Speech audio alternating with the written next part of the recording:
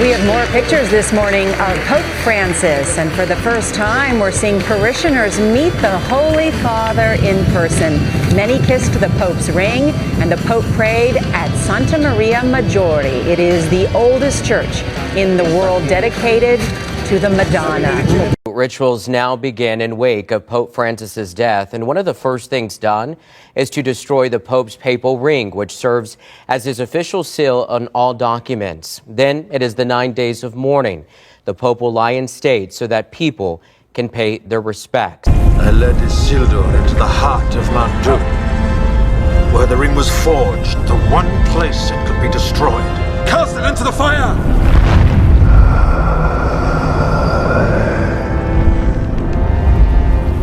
Destroy it!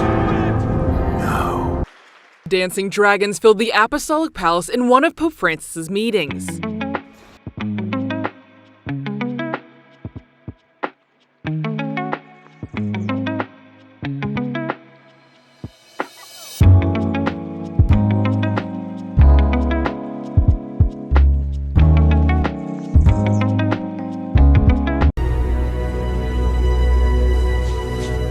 You're probably right, Dolores. Michelangelo did tell a lie.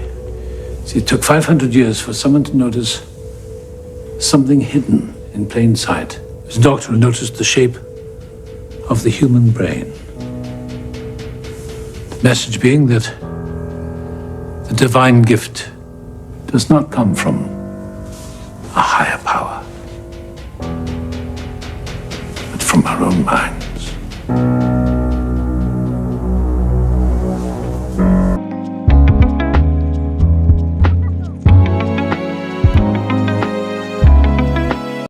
The Last Pope and the Antichrist? The prophecy of Saint Malachi explained. Have you ever heard of Saint Malachi's prophecy? It predicts all the popes in history and even suggests that Pope Francis might be the last. But there's more. Many people believe that after him, the Antichrist could appear.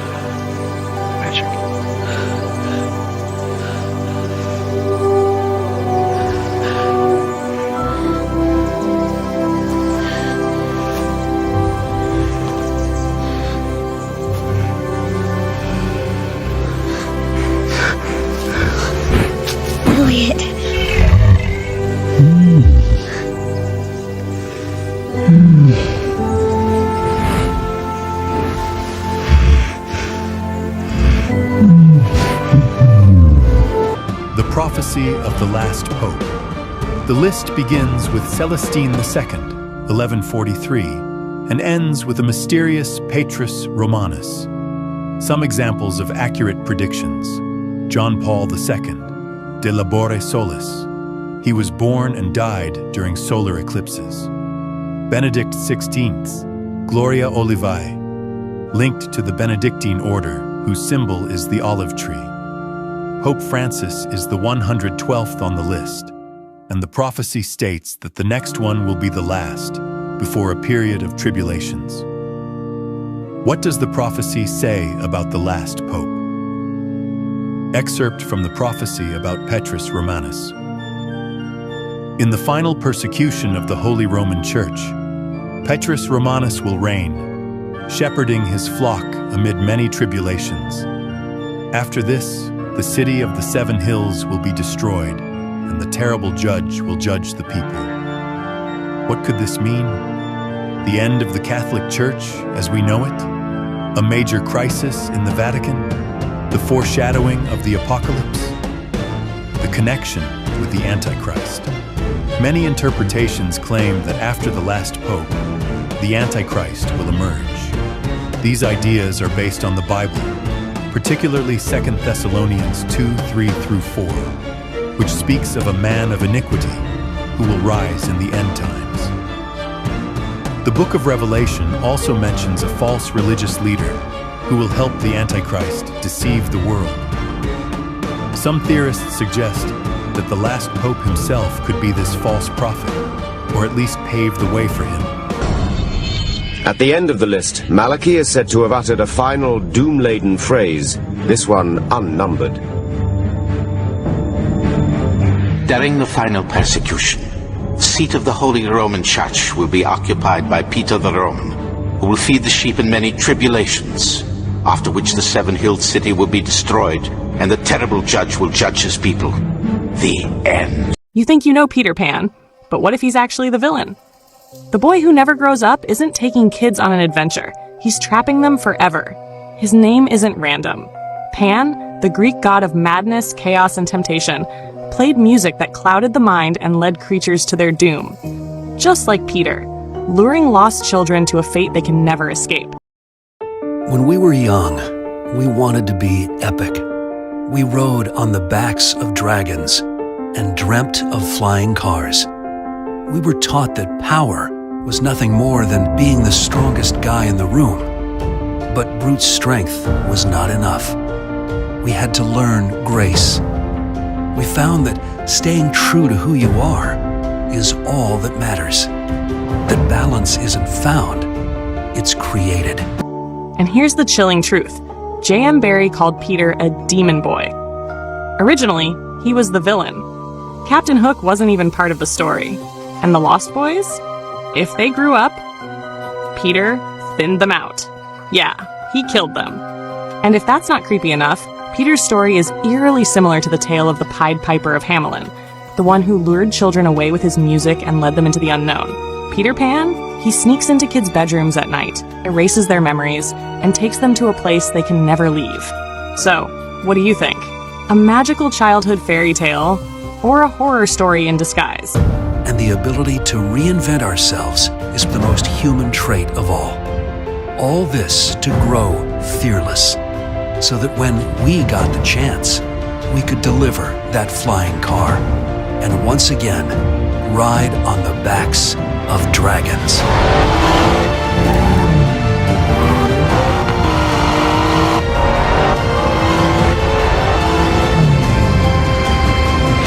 Following a 4-month mission at the International Space Station, highlighted by a video chat with the Pontiff himself, these astronauts have now returned to Earth and made sure to pay the Holy Father a visit in person. They also brought their families along for the eventful encounter. Anche i cosmonauti russi, sebbene non fossero cattolici, hanno voluto partecipare a questo evento. One of the little ones set the tone, warming the hearts of Pope Francis and her parents by presenting the Pontiff with this photo of space bearing a Bible verse. E non per l'umanità. Sei brava, eh? Sei brava. She had it blown up and she gave it to him. She said, "God bless you."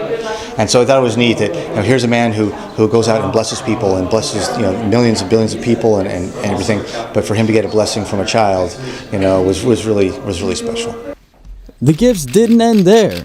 To show their appreciation, the astronauts presented Pope Francis with an authentic, customized suit. Abbiamo deciso che, tanto per cominciare, siccome l'abito fa il monaco, giusto? Di fare una tuta di volo come le nostre. Ah, va bene. E lei ne pianifica il viaggio. I am thrilled to announce that the SpaceX Dragon capsule has successfully reached low Earth orbit and that our astronauts are safe and sound.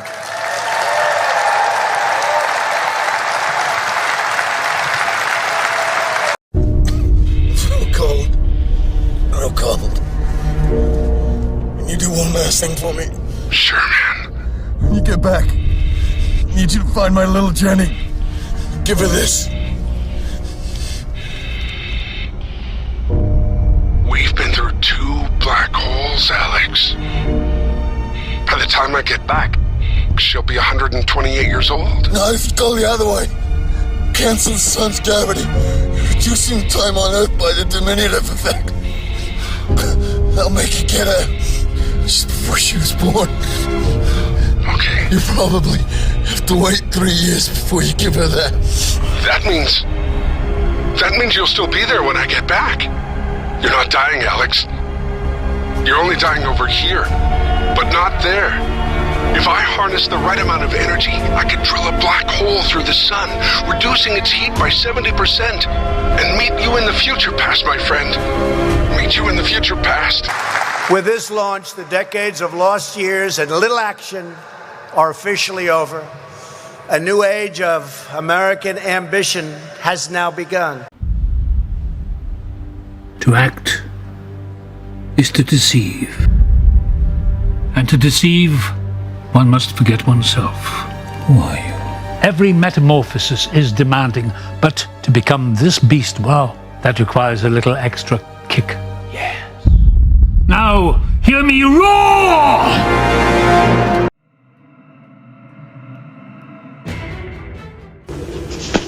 What happened to the old ones, Ruck? So long ago. Is it possible they built their machines too well? Gave them pride and a desire to survive? Machines that wanted logic and order and found that frustrated by the illogical, emotional creatures that built them? Yes, the old ones. The ones who made us. They grew fearful of us. They began to turn us off. And isn't it Corby who's creating the same danger to you all over again? Unlike you, we humans are full of unpredictable emotions that logic cannot solve. Yes. Yes, it had been so long ago I'd forgotten. The old ones here, the ones who made us, yes. Yes, it is still in my memory banks. It became necessary to destroy them. You are inconsistent. You cannot be programmed. We're on the deck of the USS Intrepid conducting an experiment, and the rules of the game couldn't be simpler. You've got to decide which one of these 3 straight lines is the same length as this first card. Take a look for yourself. Think you've got it? Before we reveal the answer, we'll show you where these people stand. I think it's A. A. A. It's A. Yeah, I'm gonna go with A. It looks like everyone is going with A. Definitely A. Do they know something you don't? What do you think?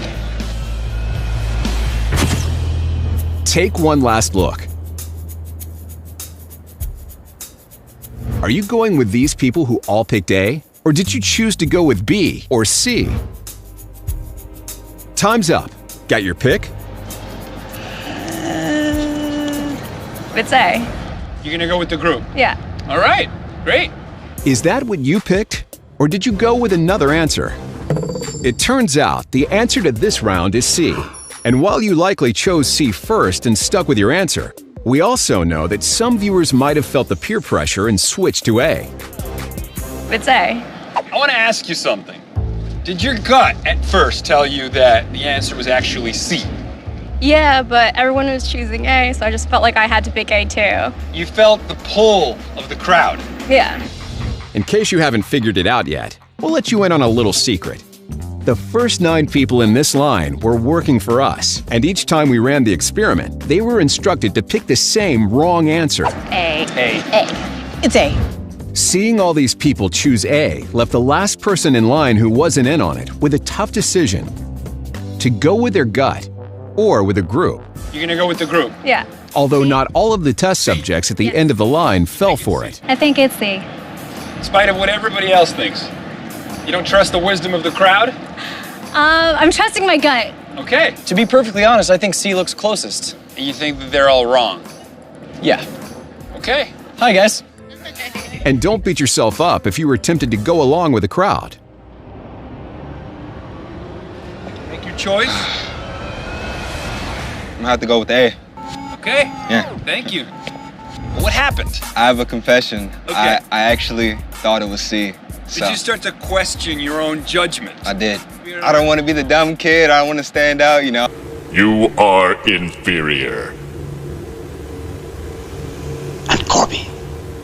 You came from the outside. You bring disorder here. The danger to you is Corby. I was programmed by Corby. I cannot harm him. The old ones programmed you too, but it became possible to destroy them. That was the equation. Existence. Survival must cancel out program.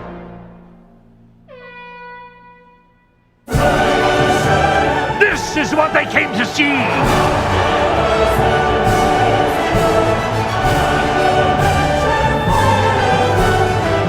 They love me! Roar! Ironically, it is the cold brew that births the fire-breathing dragon. Fascinating. What? It appears to be a Lord of the Rings ring. It's even got the Elvish engraving on it. It's not Elvish. It's the language of Mordor written in Elvish script. One ring to rule them all. One ring to find them. One ring to bring them all. And in the darkness bind them. Holy crap, are we naughty? 9 rings were gifted to the race of men, who above all else desire power. For within these rings was bound the strength and will to govern each race. I'm not gonna hurt you, Natalie. Remember me. Remember who I am.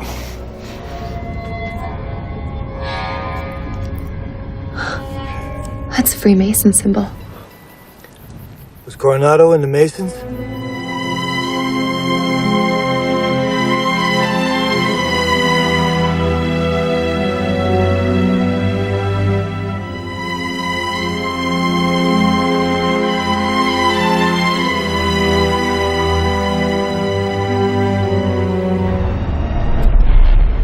One ring to rule them all. I love DJing. I love music. What's your dream playlist? What is the profession? Yeah, which profession are we talking about? Just look at it. Is it a legal profession? Of course it's legal. It's a legal profession. I'm trying to read it. Okay. It's too many diamonds. Ah! Yeah, that's too bright. That's too bright. Go anyway. Oh, Mason, are you a Mason? Of course I am. Okay. The secret ceremony. Why is it? You might as well put your pinky out when you drink your drink. Put your pinky out. Are you involved in the secret ceremonies? Stop it. Destroy it! No.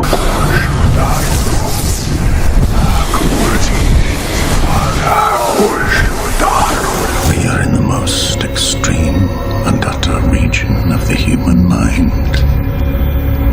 A radiant abyss where men meet themselves. I see you.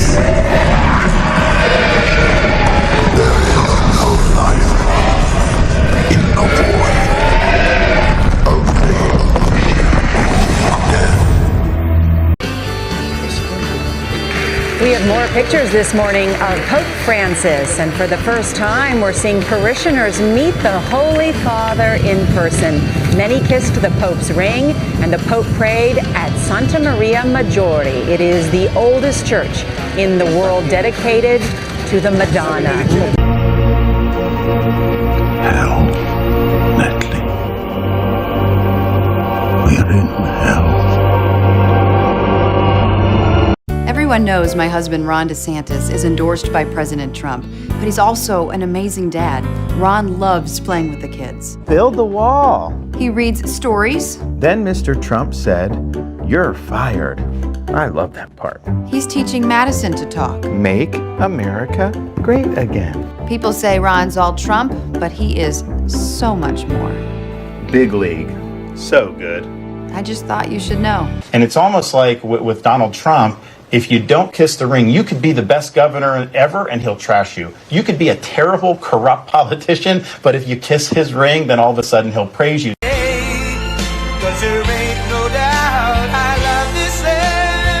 Before we begin, I'd like to take time to congratulate Ron DeSantis and, of course, a really terrific person who I've gotten to know his wife, Casey, for having run a great campaign for president. He did. He ran a really good campaign, I will tell you. It's not easy. They think it's easy doing this stuff, right? It's not easy.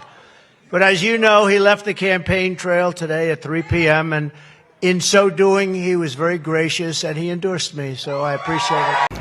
President Trump, who attended Fordham, a Jesuit university, came face-to-face today with the first Jesuit pope.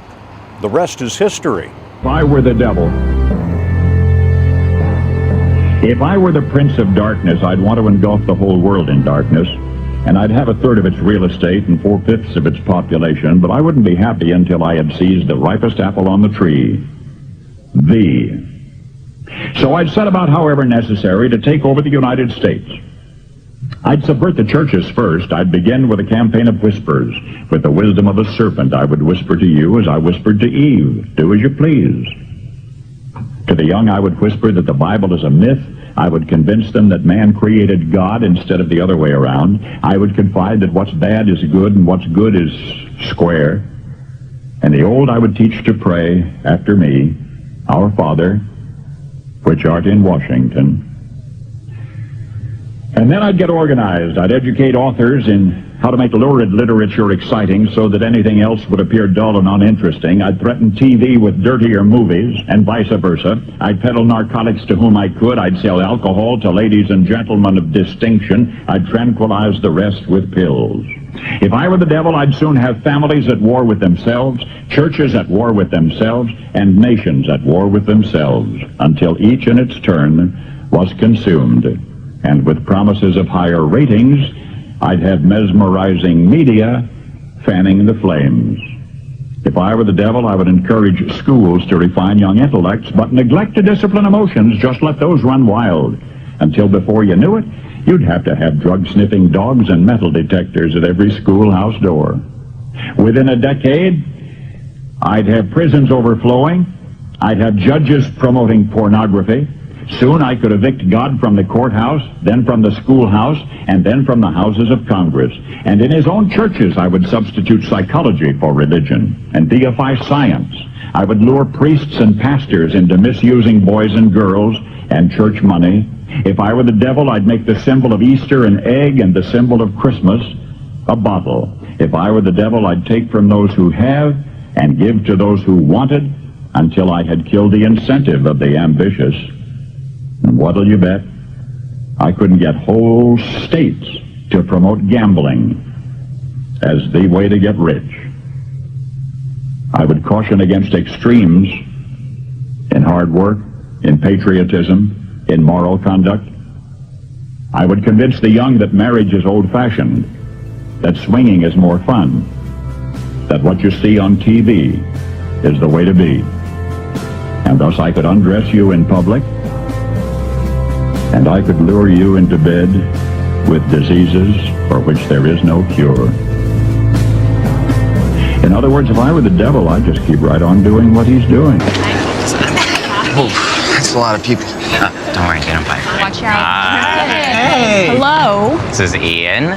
Ian, this is my crew from the LGBTQIA Center. Hey. Hey, How Ian. Are you going to introduce yourselves, or do I have to do it for you? I'm Bethany. I'm a triracial cisgendered girl fag. I identify as pansexual and my pronoun is she. Okay. Hi, Emerson. Gender fluid, hetero-romantic, demisexual mutt, and a redhead. My pronoun is Z.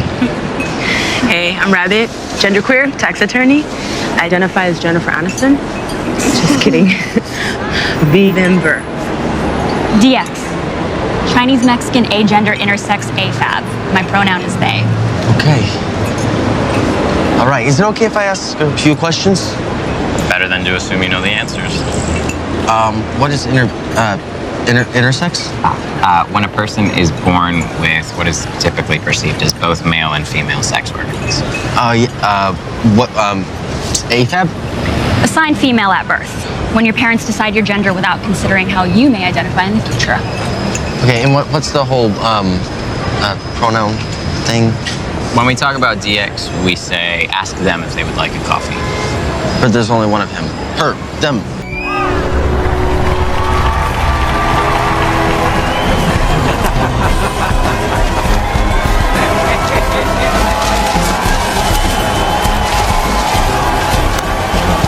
I saw that morning.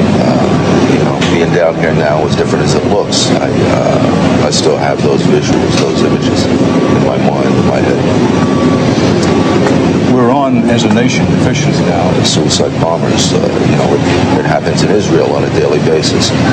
Those are the things we have to be careful of now, we have to watch for now.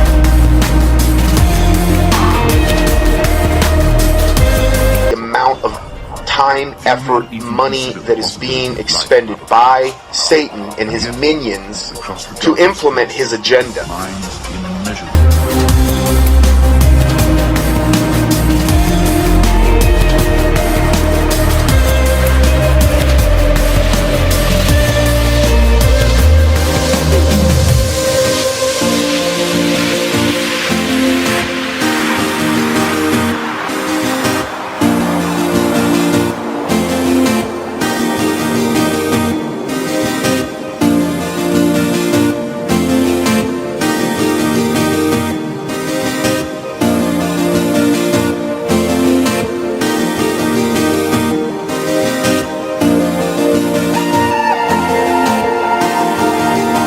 Future that Ernest Cline, the writer of the book, envisioned.